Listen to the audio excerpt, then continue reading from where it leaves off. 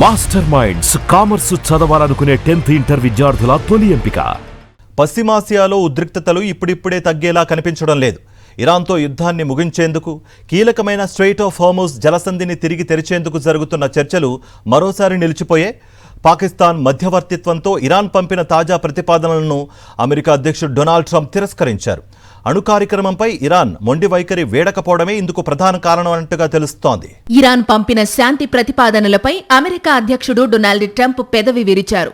White house situation room లో గత సోమవారం జరిగిన కీలక సమావేశంలో ఈ ప్రతిపాదనలను సమీక్షించిన ట్రంప్ అవి సంతృప్తికరంగా లేవని తేల్చి చెప్పారు.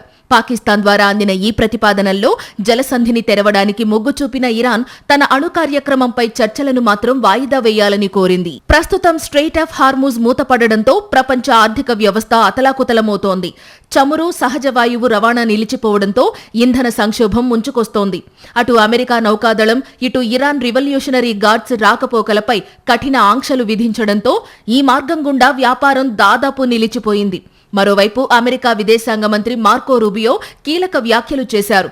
అంతర్జాతీయ జలసంధిలో రాకపోకలకు ఇరాన్ ఫీజు వసూలు చేయాలనుకోవడం అసంబద్ధమన్నారు.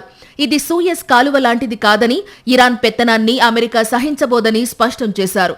ముఖ్యంగా ఇరాన్ వద్ద ఉన్న అణు నిల్వలపైనే అసలు పేచీ నడుస్తోంది. ఇరాన్ తన అణు కార్యక్రమాలను 20 ఏళ్ల పాటు నిలిపివేయాలని ట్రంప్ డిమాండ్ చేస్తుండగా ఇరాన్ మాత్రం ఇందుకు సమ్మతించడం లేదు. ఈ క్రమంలోనే ట్రంప్ న్యూక్లియర్ డస్ట్ అనే పదాన్ని ప్రయోగిస్తున్నారు.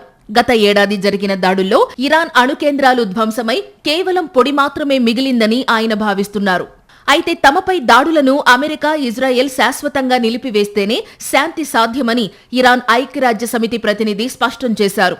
ఇరు దేశాల మధ్య నెలకొన్న ఈ పంతాల వల్ల పశ్చిమాసియాలో శాంతి అనేది అగమ్యగోచరంగా మారింది.